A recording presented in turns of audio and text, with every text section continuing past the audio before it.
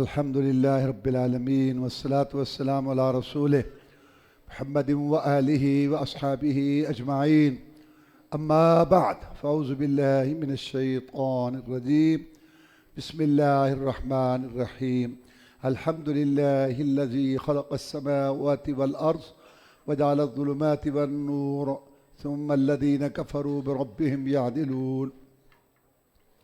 سورۃ الانعام مکی صورت ہے، ہجرت سے پہلے نازل ہوئی۔ اس صورت کا موضوع مکی صورتوں والا ہے، اللہ تعالیٰ پر ایمان، اس کی توحید کا بیان، ایک اللہ کے آگے جھکو، اسی سے مانگو، اور شرک کی مذمت، اور اللہ تعالیٰ کی بغاوت نافرمانی کی مذمت، اور اللہ کے اچھے اچھے نام ہیں اور اللہ تعالیٰ کی اچھی اچھی صفات ہیں۔ مسئلہ رسالت، نبی رسول آئے، کیا پیغام دیا، قوموں نے کیا کہا۔ مسئلہ آخرت، مرنا ہے پھر اٹھنا ہے اور یہاں جو کیا اس کا جواب دینا۔ سورت کا نام الانعام ہے۔ الانعام جامع نام کی سے مرادیں چوپائے، بکری نرمادہ، بھیڑ نرمادہ، اونٹ نرمادہ، گائے نرمادہ، ان 8 جانوروں کا اس میں ذکر ہے، اس لیے سورت کا نام الانعام ہے۔ اللہ تعالیٰ نے سورت میں ارشاد فرمایا اپنے پیغمبر جناب محمد الرسول اللہ صلی اللہ علیہ وسلم کو خطاب کرتے ہوئے کہ وَإِن يَمْسَسْكَ اللَّهُ بِضُرٍّ فَلَا كَاشِفَ لَهُ إِلَّا هُوَ۔ اے اللہ کے رسول صلی اللہ علیہ وسلم، آپ پوری دنیا میں اعلیٰ افضل معزز مکرم مصفہ مطہر ہیں، صورت میں اجمل، سیرت میں اکمل ہیں۔ میں نے آپ کو چن کے منتخب کر کے بھیجا، آپ آسمانوں کے مہمان بنے، آپ کے اشاروں سے جنت کے دروازے کھلنے ہیں۔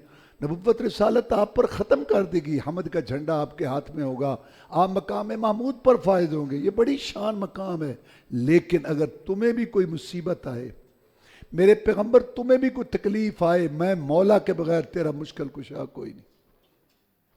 اگر رسولوں کے سردار کا مشکل کشا اللہ ہے تو کیا امتیوں کے مشکل کشا امتی ہوں گے؟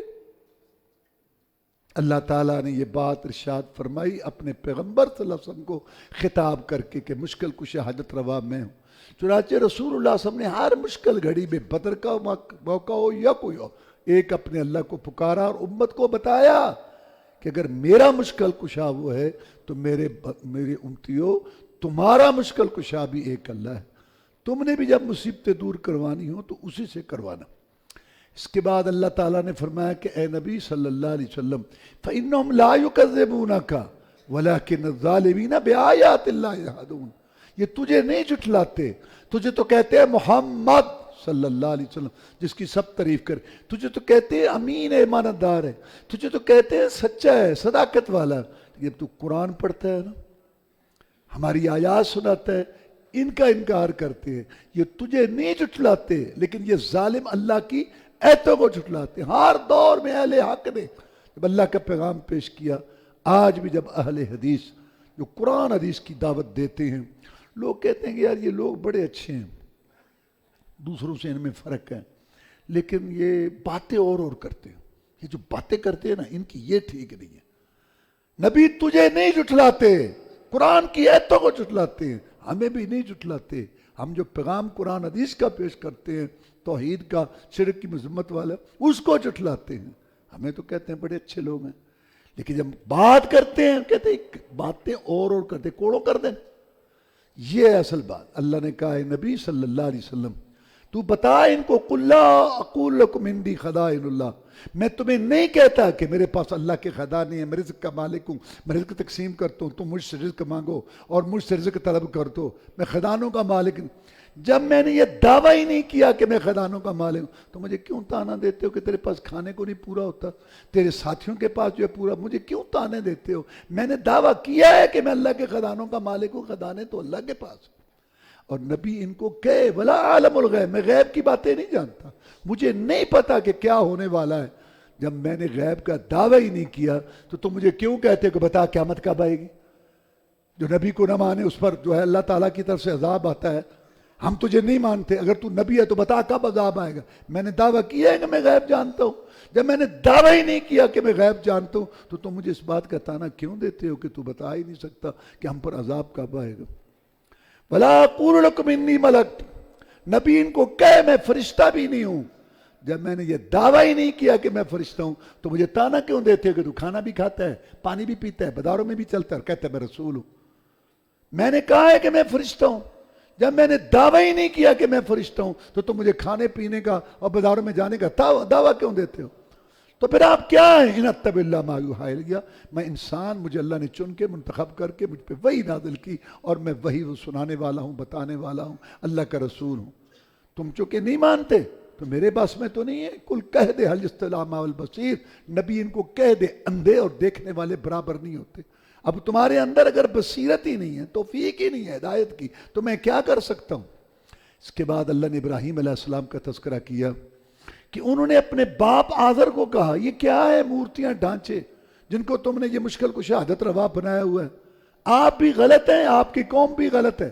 پھر اللہ کہتے ہیں کہ ہم نے ابراہیم علیہ السلام کو دلائل سکھائے۔ بابل شہر عراق کا اس کے رہنے والے تھے ابراہیم علیہ السلام، اور وہاں کے لوگ ستارہ پرست تھے، ستاروں پر ایمان رکھتے تھے۔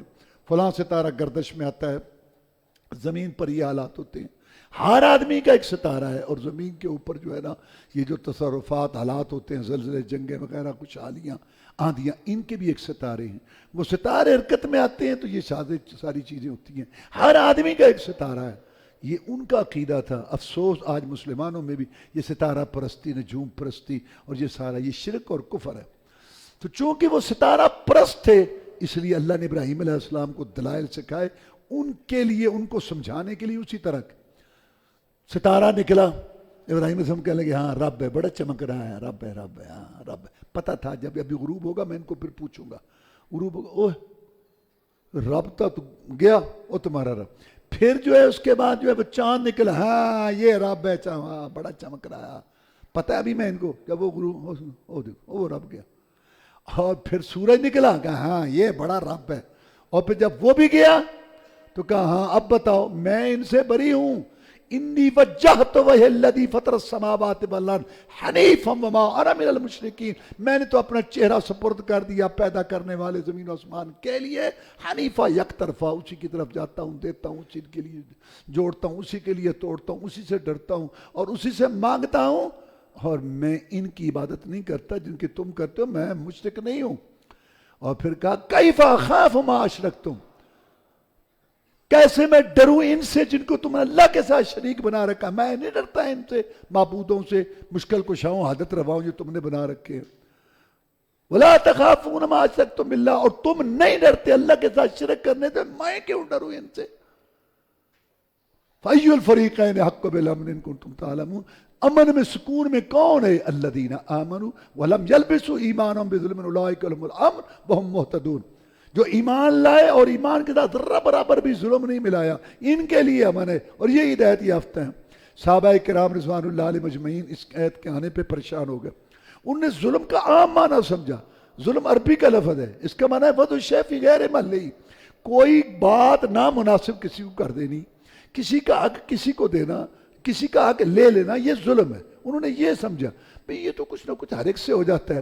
صحابہ ڈر گئے، رسول اللہ صلی اللہ علیہ وسلم نہیں تم نہیں سمجھے، یہ تو جو لقمان نے اپنے بیٹے کو کہا تھا نا، یا بنی لا تشرک باللہ ان الشرک لظلم عظیم، میرے بیٹے شرک نہ کر، شرک بہت بڑا ظلم ہے، یہ ظلم سے مراد شرک ہے۔ اور واقعی ظلم بہت بڑا ہے، جب ایک بندے کا حق دوسرے کو دے دینا یا اس سے لے لینا یہ ظلم ہے۔ جب مخلوق بندوں، بے بسوں، بے کسوں، مجبوروں، فقیروں، کنگلوں، کلاشوں، محتاجوں، ان کا اللہ تبارک و تعالیٰ کا حق جب تم ان کو دے دو گے تو یہ بہت بڑا ظلم ہے۔ اس لیے کہا ان الشرک لظلم عظیم۔ امن میں وہ لوگ ہیں جن کے ساتھ ایمان کے ساتھ، عقیدے کے ساتھ انہوں نے شرک نہیں ملایا، اور جو شرک کرتے ہیں ان کو ہر ڈر لگتا ہے یہ چارپائی نہ الٹ دے، وہ گردن مروڑ دیتا ہے، یہ دودھ بھینسوں کا جو ہے نا وہ بند کر دیتا ہے، یہ ایسا نہ کر ایسا۔ اور جب موحد ہے کہتا کچھ بھی نہیں، ایک اللہ تبارک و تعالیٰ کا ڈر ہے، ایک کا خوف ہے، ایک کے آگے جھکنا ہے، ایک سے مانگنا ہے، اللہ ہی اللہ، علاقہ بھر مخالف ہو، فلک بھی ہو عدم میرا، بگڑتا کچھ نہیں یار اب نگاہ باؤں جو تو میرا۔ اس کو اس کا ڈر ہے، کبھی اس کا ڈر ہے، وہ نہ پکڑ لے، یہ نہ پکڑ لے، اس کا حصہ دینا تھا اس مہینے، اس کا اور سے ادھر حصہ ڈالنا تھا، ادھر ڈالنا تھا، وہ نہ ڈر جائے، یہ نہ ڈر جائے، ان کو یہ مسئلہ۔ اور جو موحد ہے وہ کہتا ہے سارے اللہ کے بندے محتاج ہیں، ایک اللہ سب کچھ کرتا، اس کو کوئی مسئلہ ہی نہیں، کوئی۔ اور یہ کہتے ہیں کہ یہاں سے نا کوئی پتہ نہیں توڑ سکتا، یہاں سے یہ کچھ ٹیر نہیں توڑ، یہ نہیں کر سکتا، اور جب موہ جا کے توڑ لیتا ہے، ہاں اب بتاؤ کہ بزرگ ملے سی خواب تو نہ کہ انہوں میں کچھ نہیں کہنا، ہاں تسی ڈرو بھی صحیح تو مرو بھی صحیح، پھنسو بھی صحیح، اور یہ جو ہے نا کچھ امن ان کے لیے جن کے توحید عقیدہ ہے۔ یہی بات اقبال کہتا ہے، ایک سجدہ جس کے تو گراں سمجھتا ہے 1000 سجدہ سے دیتا ہے رجا، ایک رب کے آگے جھک اور تجھے امن اور سکون حاصل ہو جائے ہمیشہ کے لیے۔ اللہ فرماتے ہیں بدل کا حجتنا آتینا ابراہیم، یہ دلیلیں تھیں جو ہم نے ابراہیم کو سکھائی تھی۔ یہاں بعض تفسیروں والوں نے لکھا ہے اور بعض بیان بھی کرتے ہیں، یہ ابراہیم علیہ السلام کو نا پتہ نہیں چل رہا تھا کہ رب کون ہے، غار میں تھا، وہاں اس کی پرورش ہوئی، دیکھا ستارے کو، اس کی پوجا شروع کر دی، پھر غروب ہو گیا، نہیں یہ تو نہیں، پھر چاند، انا للہ و انا۔ ہر نبی رسول شروع سے اللہ کی تربیت میں ہوتا ہے، نبی سے کبیرہ گناہ بھی نہیں ہوتا کبھی، نبوت رسالت سے پہلے بھی۔ مکے والوں سے پوچھا تھا رسول اللہ صاحب نے، میں نے اتنی زندگی گزاری ہے، حل وجدتمونی صادقا و کاذبا، کیا تم نے مجھے سچا پایا یا جھوٹا؟ انہوں نے کہا آج تک ہم نے ایسا سچ بولنے والا دیکھا نہیں، نہ کسی ماں نے اپنی گود میں کھلایا۔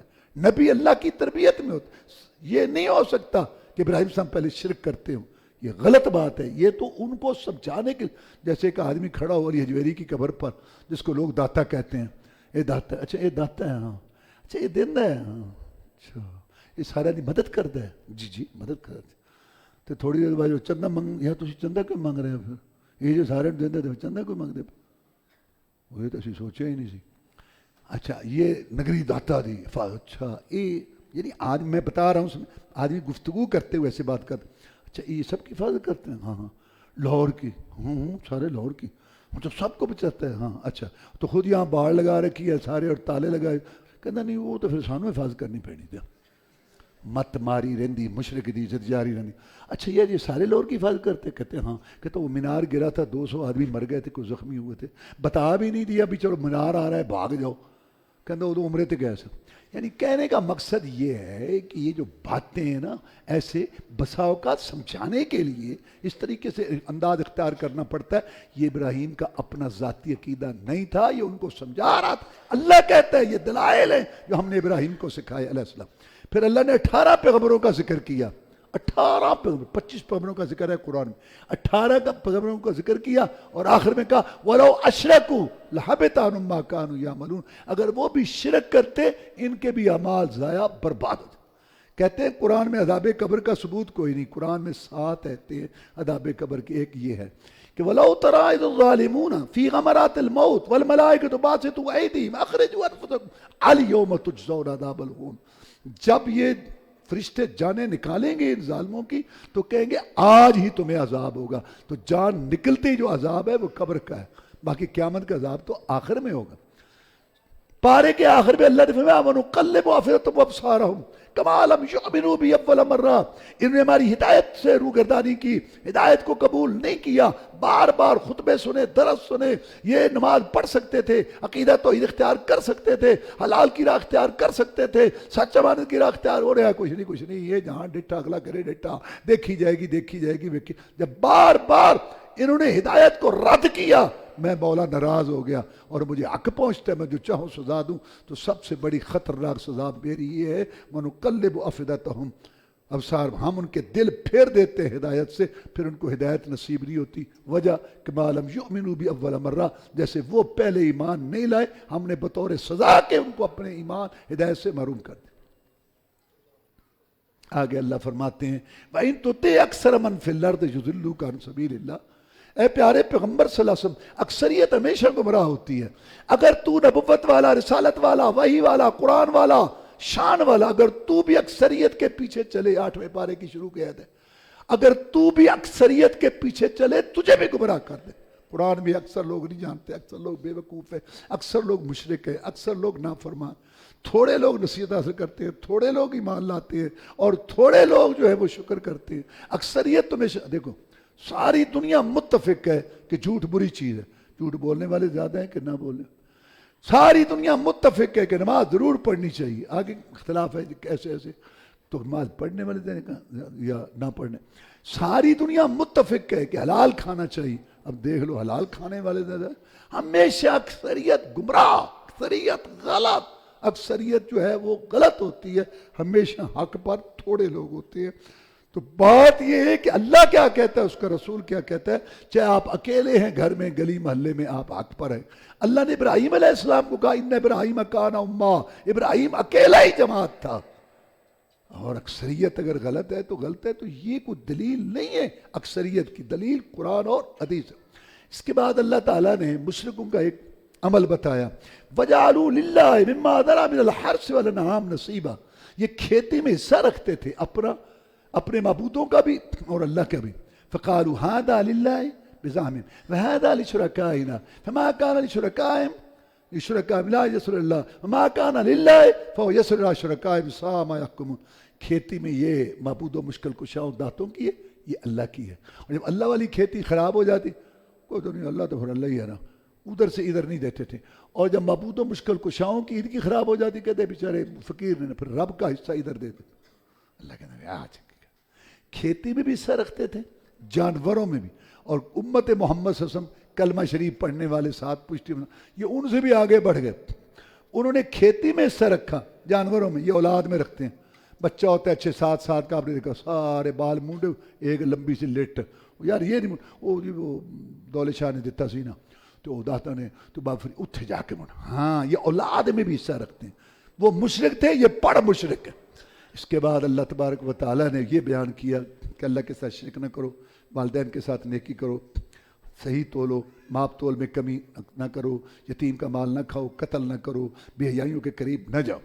ایک دفعہ رسول صلی اللہ علیہ وسلم نے سیدھی لکیر کھینچی اور 2 دائیں کھینچی، 2 بائیں کھینچی، فرمایا یہ سیدھی لکیر میری راہ ہے، دائیں بائیں گمراہی کے راستے ہیں، اس پر چلتے ہیں نا، تمہاری میری حوض کوثر پر ملاقات ہو جائے۔ آگے کہا قل ان صلاتی ونسکی ومحیایا ومماتی للہ رب العالمین، نبی ان کو اپنا عقیدہ بتا کہ میری نمازیں اور میری قربانیاں، میرا جینا مرنا صرف ایک اللہ کے لیے، بھائی موسیٰ علیہ السلام، باپ ابراہیم علیہ السلام کے لیے نہیں۔ سورہ الاعراف یہ بھی مکی ہے، ہجرت سے پہلے نازل ہوئی ہے۔ پورے قرآن میں 2 گروہوں کا ذکر ہے، جنت والے، جہنم والے، لیکن اس صورت میں تیسرے کا بھی ذکر ہے، کون؟ اعراف، جن کا پلڑا نیکیوں والا بھاری ہو جائے گا وہ جنت والے، اور جن کا پلڑا گناہوں والا بھاری ہو جائے گا وہ جہنم والے، اور جن کے پلڑے برابر ہو جائیں گے وہ اعراف۔ اعراف ایک دیوار ہے جنت اور جہنم کے درمیان، شروع میں اعراف یہاں ہوں گے جن کی نیکیاں اور برائیاں برابر ہوں گی، بعد میں یہ بھی جنت میں چلے جائیں گے۔ چونکہ اس تیسرے گروہ کا ذکر ہے سورہ اعراف میں، اس لیے سورت کا نام اعراف۔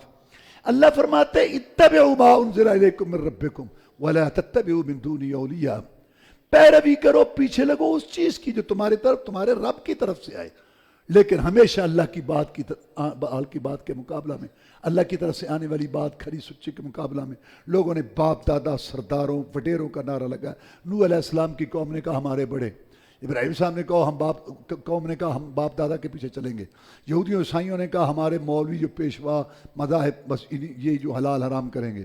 مکے والوں کو جب کہا گیا وَإِذَا قِيلَ اتَّبِعُوا مَا أَنزَلَ اللَّهُ قَالُوا بَل نَتَّبِعُ مَا أَلْفَيْنَا عَلَيْهِ آبَاءَنَا، جب ان کو کہا گیا کہ ایک اللہ کی طرف سے آنے والی بات کے پیچھے لگو تو انہوں نے کہا ہم تو اس کے پیچھے لگیں گے جو ہم نے ہمارے باپ دادا نے۔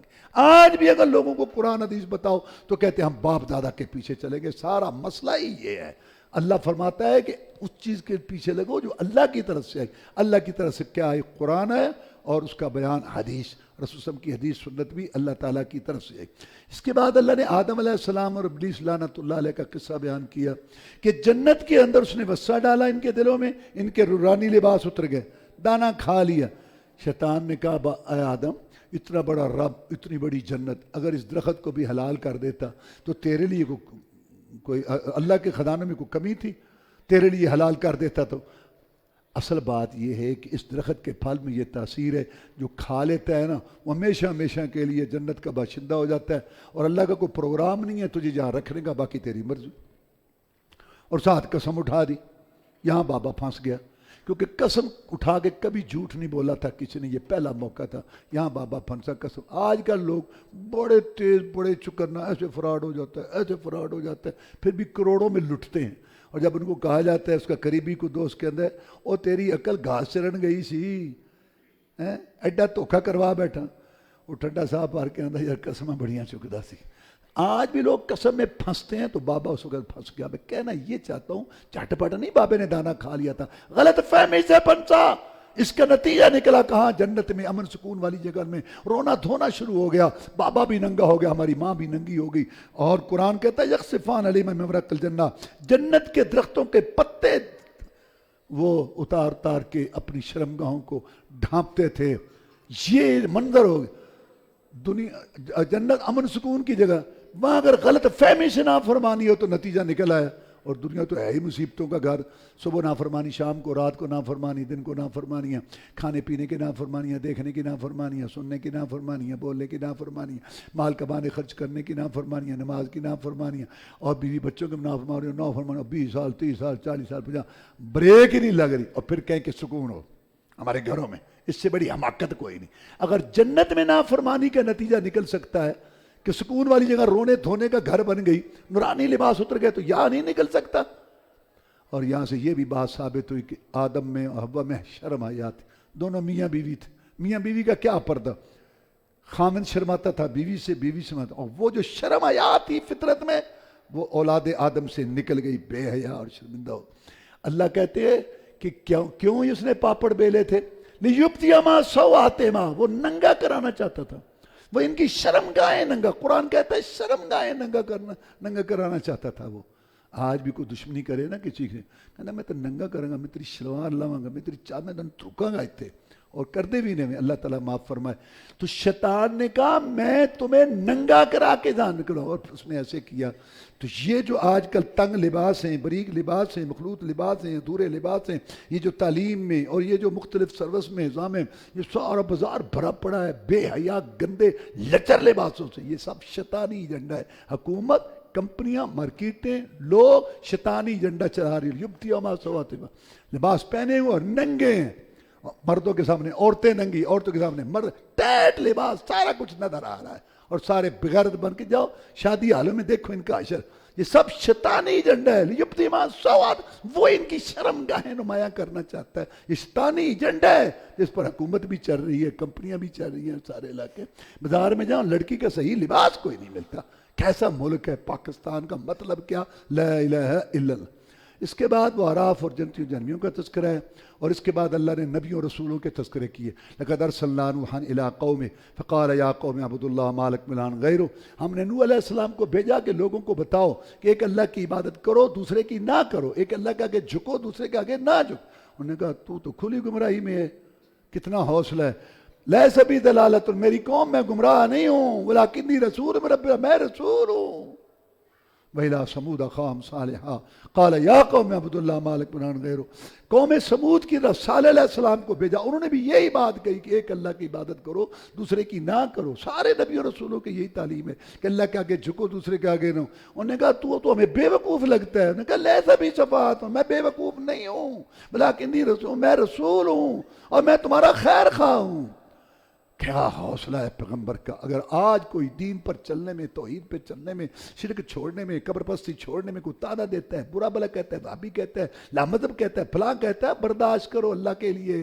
تو سوچ بھی نہیں سکتا کہ اللہ تیری کتنی عزت کرے گا قیامت کے لیے. تانے برداشت کر اللہ کے لیے. توحید تو یہ ہے کہ خدا حشر میں کہہ دے یہ بندہ تو عالم سے خفا میرے لیے. وَإِلَىٰ مَدْيَنَ أَخَاهُمْ شُعَيْبًا قَالَ يَا قَوْمِ اعْبُدُوا اللَّهَ مَا لَكُم مِّنْ إِلَٰهٍ غَيْرُهُ. محل مدین کی طرح شعیب علیہ السلام کو بھیجا, انہوں نے بھی یہی بات کہی, اور انہوں نے کہا پورا تول کرو, ماپ میں کوئی کمی نہ کرو. اللہ تبارک و تعالیٰ فرماتے ہیں انہوں نے بھی نافرمانی کی. اس کے بعد اللہ نے یہ فرمایا وَلَوْ أَنَّ أَهْلَ الْقُرَىٰ آمَنُوا وَاتَّقَوْا لَفَتَحْنَا عَلَيْهِمْ بَرَكَاتٍ مِّنَ السَّمَاءِ وَالْأَرْضِ. اگر یہ بستیوں والے, ملکوں والے ایمان لاتے, اللہ سے ڈرتے, ہم ان کے اوپر زمین و آسمان کی خیر برکات اڈیل دیتے. ولیکن کذبوا, انہیں جھٹلایا, ہم نے ان کو پکڑ لیا, ان کی معیشت تنگ کر دی, مہنگائی کر دی, بدامنی کر دی ان کے اوپر. افامن اہل القریٰ ان یأتیہم بأسنا بیاتا وہم نائمون. اللہ کہتا ہے مجھ سے ڈرو, ہو سکتا ہے سوتے ہوئے میں تمہیں عذاب بھیج دوں. افامن اہل القریٰ ان یأتیہم بأسنا وہم جلادون. یا تم درمیان دن کے وقت کھیل رہے ہو اور تم پر عذاب آ جائے, اللہ سے ڈرو. اس کے بعد اللہ نے موسیٰ علیہ السلام کا ذکر کیا کہ جب فرعون کو جا کے واز کیا, کہا تیرے پاس کوئی دلیل بھی ہے, لاٹھی پھینکی. ہم بنا اچھا یہ تو جادوگر ہے, ہم مقابلہ کرتے ہیں. سارے جادوگر اکٹھے کیے, جادوگر آ گئے, ہمارے لیے کوئی اجرت ہوگی, انعام ہوگا اگر ہم غالب آئے. تم میرے مقرب بن جاؤ گے، اس سے میری جان چھڑاؤ۔ انہوں نے کہا کہ موسیٰ کاروار کیا ہے ڈال، موسیٰ علیہ السلام نے کہا نہیں تم ڈالو۔ انہوں نے اپنی رسیاں اور لاٹھیاں پھینکی، وہ لوگوں کو حرکت، سہارو بھی آج نہ لوگوں کی آنکھوں پہ جادو ہو گیا، ایسے حرکت کرتے نظر آتی تھی۔ موسیٰ علیہ السلام نے لاٹھی ڈالی، اللہ نے اس کو حقیقی سانپ بنایا، وہ سارا کچھ جو تھا وہ نگل گیا، سارا کھا گیا۔ جادوگروں نے سوچا، وہ تو جادوگر تھے، ان کو تو ان کی چیزیں اصلی شکل میں نظر آ رہی تھی، لوگوں کو حرکت کرتی نظر آ رہی تھی۔ انہوں نے کہا کہ یہ جو ہے نا یہ رسول ہے۔ جادو اور معجزے میں یہ فرق ہے، معجزے میں چیز کی حقیقت بدل جاتی ہے اور جادو میں چیز کی حقیقت نہیں بدلتی۔ اس لیے وہ سمجھ گئے کہ یہ ہم نے تو یہ کیا تھا، ہمیں تو اصلی شکل میں نظر آ رہی ہے، چیزوں کی حقیقت نہیں بدلی، لیکن اس کی لاٹھی حقیقی صاحب یہ رسول ہے۔ وہ جھک گئے اور اللہ کے سامنے انہوں نے سجدہ کیا۔ انہوں نے کہا اور ہم ایمان لائے، انہوں نے کہا رب العالمین پر جو موسیٰ اور ہارون کا رب ہے۔ یہ کہنے لگے اچھا آمن تم لوگ، فرعون کہتے ہیں ایمان لائے ہو، میری اجازت سے پہلے نورا کشتی ہے، تم اس سے ملے ہوئے ہو، تمہاری سیٹنگ تھی آپس میں، یہ تمہارا بڑا ہے۔ حالانکہ اس بیوقوف کو پتا تھا کہ موسیٰ سیدھا ان کے پاس علیہ السلام، اس کے پاس فرعون کے پاس آیا، کہاں ایک ایک جادو سے جا کر اس نے سیٹنگ کی۔ ہمیشہ اقتدار والے کرسی والے لوگوں کو بیوقوف بناتے ہیں، اس نے بیوقوف بنایا۔ یہ نورا کشتی ہے جو تم نے سے، میں ابھی تمہارے ہاتھ پاؤں کاٹوں گا اور میں تمہیں سزا دوں گا، تم نے میرے مشورے کے بغیر۔ انہوں نے کہا تو نے جو کرنا ہے کر لے، ہم ایک اللہ پر ایمان لائے، تو ہماری دنیا تباہ کرے گا، ہم تیری آخرت تباہ کر۔ اس کے بعد اللہ کہتے ہیں کہ ہم نے فرعونیوں پر بڑے عذاب بھیجے، مینڈک، خون، جوئیں، مختلف قسم کی چیزیں، اور پھر جب مصیبت آتی تو کہتے موسیٰ رب سے دعا کر اب ہم ٹھیک ہو جائیں گے۔ جب موسیٰ ہم دعا کرتے ٹھیک، پھر وہ ویسے۔ اللہ کہتے ہیں ہم نے موسیٰ علیہ السلام کے التفات نا 30 راتیں وعدہ کیا کہ وہ آئیں ہمارے پاس، ہمارے ساتھ گفتگو کریں پردے کے پیچھے طور پر، پھر 10 راتیں اور بڑھا دی۔ بات کرتے کرتے کرتے کرتے جب شوق اور بڑھا نا، کہنے لگے اللہ میں تجھے دیکھنا چاہتا ہوں، رب ارنی انظر الیک، یا اللہ میں تجھے دیکھنا چاہتا ہوں۔ اللہ نے کہا لن ترانی، تو مجھے نہیں دیکھ سکتا، ولکن انظر الی الجبل فإن استقر مکانہ فسوف ترانی، اگر تو دیکھ پہاڑ کی طرف، اگر یہ اپنی جگہ پر ٹھہرا رہا تو تو مجھے دیکھ رہے گا۔ فلما تجلی ربہ للجبل، جب اللہ نے تجلی کی پہاڑ پر تو پہاڑ ریزہ ریزہ ہو گیا، فخر موسیٰ صاعقہ، اور موسیٰ علیہ السلام بے ہوش ہو کے گر پڑے۔ جب ہوش ہے کہا سبحانک یا اللہ تو پاک ہے، میں ایمان لائے، اب میں یہ سوال نہیں کروں گا۔ تو دنیا کی آنکھ موسیٰ علیہ السلام کی ہو، محمد رسول اللہ کی ہو، اللہ کو نہیں دیکھے۔ جنت میں دیدار ہوگا سب سے زیادہ رسول اللہ صلی اللہ علیہ وسلم کو، باقی نبی و رسولوں کو، اور اس کے بعد جو ہے وہ جنتیوں کو ہوگا۔ اب یہاں ہمارے ہاں کیا عقیدہ ہے ہندوستان پاکستان میں، کہتے یہ جو بزرگ ہے نا اس کے اندر رب ہے، چاچڑ وانگ مدینیاں تے کوٹ مٹھن بیت اللہ، ظاہر دے وچ پیر فریدن تے باطن دے وچ اللہ لا حول ولا قوت الا باللہ۔ اور یہاں ایک تجلی آئی، طور پہاڑ پھٹ گیا، موسیٰ گر گئے، یہاں پورا رب اس کے اندر ہے، یہ پھٹتا ہی نہیں۔ یہ بات بالکل غلط بات تم نے کہاں سے لے لی ہے، یہ بات بالکل غلط ہے۔ اور اس کے بعد اللہ نے ہمارے نبی صلی اللہ علیہ وسلم کی شان بیان کرتے ہوئے فرمایا الذین یتبعون الرسول النبی الامی الذی یجدونہ مکتوبا عندہم فی التوراۃ والانجیل یأمرہم بالمعروف وینہاہم عن المنکر ویحل لہم الطیبات ویحرم علیہم الخبائث ویضع عنہم اصرہم والاغلال التی کانت علیہم۔ ویسا نبی ہے، رسول ہے، امی ہے، اچھائی کا حکم کرتا ہے، برائی سے وہ روکتا ہے، حلال چیزیں حلال کرتا ہے، خبیث گندی چیزیں حرام کرتا ہے، اور اس کے تذکرے تورات اور انجیل میں بھی ہیں، اس کی صفتیں پہلی کتابوں میں بھی ہیں۔ پھر فرمایا قل یا ایھا الناس انی رسول اللہ الیکم جمیعا، نبی کہہ دے ان لوگوں کو، حاکم محکوم، خادم مخدوم، پیر مرید، امام مقتدی، عربی اجمی، شہری ذاتی، سب قریب اللہ کا رسول ہوں۔ کسی کی نماز نیاز روزہ حج قبول نہیں جب تک اس پر میں محمد کی مہر نہ ہو صلی اللہ علیہ وسلم۔ اس کے بعد بنی اسرائیل کے ایک طبقے کا ذکر کیا، ہفتے کا دن تک ان پر حرام تھا کہ شکار نہیں کرنا، رہتے تھے سمندر کے کنارے، کیا کرتے مچھلی گھر بنا لیے، جو ہفتے کو مچھلیاں آتی ساری پھنس جاتی، اتوار کو جا کے پکڑ لیتے۔ 3 گروہ ہو گئے، ایک شکار کرنے والے، ایک روکنے والے، ایک صوفیاں دا ٹولہ، جہاں کو لگا لگا رہنے دو، جہاں کو لگا لگا رہنے دو، کسی کو کچھ نہ کہو، جہاں کو لگا لگا رہنے دو۔ یہ جو صوفیوں کا ٹولہ، اللہ تعالیٰ فرماتے ہیں انجیر الذین ینہون عن السوء، جب رب کا عذاب آیا وہی بچے جو روکتے تھے، باقی سب تباہ ہو گئے۔ جیسے کہ حدیث میں رسول نے فرمایا روکنے والے، اور لڑنا نہیں ہوتا، کسی کے گلے نہیں پڑنا ہوتا، لیکن بات تو کیوں کہ یہ غلط ہے، یہ رات ہے، یہ دن ہے، یہ کیا ہوئی بات، یہ کوئی بات ہی نہیں کرنی۔ حدیث میں ہے کہ کچھ لوگ اوپر تھے جہاز کے حصے میں اور کچھ نیچے بھی تھے. جو نیچے والے تھے نا وہ اوپر جاتے تھے پانی لینے, تو وہ کہتے تھے یہاں آ جاتے ہو پانی, تو ہم نیچے سے نکال لیتے ہیں. اب اگر وہ نیچے سے پھٹے اکھیڑیں پانی لینے کے لیے, اوپر والے دیکھ رہے ہیں, اگر کہیں سانوں کی جتنے کو لگا رہے ہیں, جتنے کو لگا, پھر پانی آئے گا سارے غرق ہو جائیں گے. اگر اس کو روکے کہ یار ہمارے حصے کا بھی پانی لے لو تو وہ بھی بچ جائیں گے, ان کو بھی بچا دیں. آگے اللہ نے فرمایا والذین یمسکون بالکتاب واقاموا الصلاۃ انا لا نضیع اجر المصلحین. جو لوگ قرآن سنت پہ چلتے ہیں اور نماز قائم کرتے ہیں, ہم ان اصلاح کرنے والوں کا اجر ضائع نہیں کریں گے. اس کا مطلب جو نماز پڑھتے ہیں, جو قرآن کی باتیں وہ اصلاح والے ہیں. آج کل جو قرآن کی بات کرے, حدیث کی کرے, شرک کی مذمت کرے تو کہتے ہیں فسادی نے روڑا پایا. اللہ کہتے ہیں یہ اصلاح والے ہیں, جن کو اصلاح والے ہیں تم ان کو فسادی کہہ رہے ہو. اس کے بعد اللہ تبارک و تعالیٰ نے ارشاد فرمایا قل لا املک لنفسی نفعا ولا ضرا الا ما شاء اللہ ولو كنت اعلم الغیب لاستكثرت من الخیر وما مسنی السوء ان انا الا نذیر وبشیر لقوم یؤمنون. پیغمبر ان کو کہہ دے کہ میں اب تو اپنی جان کے لیے بھی نفع نقصان کا مالک نہیں ہوں. اگر میں جان کسی چیز کا مالک ہوتا تو میں ساری بھلائیاں اکٹھی کر لیتا. اگر میں غائب جانتا ساری بھلائیاں اکٹھی کر لیتا, مجھے کوئی تکلیف نہ آتی, میری بیوی پر تہمت نہ لگتی, مجھے پتھر نہ لگتے, میرے 70 صحابہ شہید نہ ہوتے. میں تو ڈراتا ہوں مجرموں کو جہنم سے, خوشخبری دیتا ہوں نیک لوگوں کو جنت کی. میں مشکل کشا حاجت روا نہیں ہوں. اور سورت کے آخر میں فرمایا وَإِذَا قُرِئَ الْقُرْآنُ فَاسْتَمِعُوا لَهُ وَأَنصِتُوا لَعَلَّكُمْ تُرْحَمُونَ. جب قرآن پڑھا جائے تو خاموشی سے سنو, شور نہ کرو تاکہ تم پر رحم کیا جائے. یہ آیت آئی ہے اس آیت کے مقابلہ میں جو 24 پارے میں آ رہی ہے. کافروں نے کہا لا تسمعوا لهذا القرآن, 3 باتیں, قرآن نہ سنو, والغوا فیہ, شور کرو, لعلکم تغلبون, تاکہ تم غالب آ جاؤ. قرآن نے کہا نہ, یہ کوئی طریقہ ہے. قرآن جب پڑھا جائے سنو, شور نہ کرو تاکہ تم پر رحم کیا جائے. اب ہمارے بھائی کہتے ہیں کہ امام کے پیچھے سورۃ فاتحہ نہیں پڑھنی چاہیے کیونکہ اللہ کہتے ہیں جب قرآن پڑھا جائے تو چپ رہو. پہلی بات ہے کہ یہ آیت اتری ہے سورۃ اعراف میں مکی, اور نماز کی سورۃ فاتحہ کی حدیثیں بیان کرنے والے صحابہ مسلمان ہی مدینے میں ہوئے. اور دوسری بات ہے یہاں جب قرآن پڑھا جائے تو پھر زور اثر میں تو قرآن نہیں پڑھا جاتا, تو اس وقت سورۃ فاتحہ کیوں نہیں پڑھتے؟ مغرب کی تیسری رکعت, عشاء کی آخری 2 رکعتوں میں کیوں نہیں پڑھتے؟ تو یہ آیت فاتحہ سے نہیں روکتی. اگر یہ روکتی ہوتی تو نبی 12 حدیثوں میں نہ کہتا کہ سورۃ فاتحہ پڑھو. یہ حنفی جو ہمارے بھائی ہیں نا, ان کے آگے 2 شاخیں ہیں, اوپر سے ایک ہے, آگے 2, ایک بریلی ایک دیوبندی. دیوبند ایک شہر ہے وہاں مدرسہ تھا پڑھنے والے, وہاں دیوبندی. بریلی ایک شہر ہے جو وہاں پڑھے وہ بریلوی.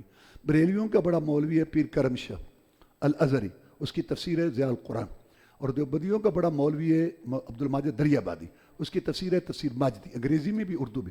دونوں بزرگوں نے یہاں لکھا ہے کہ وَإِذَا قُرِئَ الْقُرْآنُ فَاسْتَمِعُوا لَهُ, جب قرآن پڑھا جائے تو سنو خاموش. یہ آیت کافروں کے جواب میں نازل ہوئی تھی, وہ کہتے تھے شور کرو. یہ دونوں بزرگوں نے لکھا ہے, بریلوی عالم نے بھی دیوبندی نے بھی.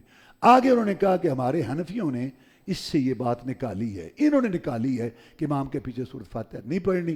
حالانکہ صحیح حدیث ان میں فاتحہ کا ذکر ہے, امام کے پیچھے کا ذکر ہے, نبی نے پڑھنے کا حکم دیا ہے, اور یہ آیت نبی پر نازل ہوئی تھی, وہ زیادہ جان. اس کے مقابلہ میں کوئی صحیح حدیث نہیں, کوئی صحیح حدیث نہیں. 30 سال سے کہہ رہا ہوں لاہور میں کوئی صحیح حدیث نہیں. جاؤ تحقیق کرو جس میں فاتحہ کا ذکر ہو, امام کے پیچھے کا ذکر ہو, اور نبی نے پڑھنے سے روکو. آگے ہر ایک کی مرضی. وآخر دعوانا الحمدللہ رب العالمین.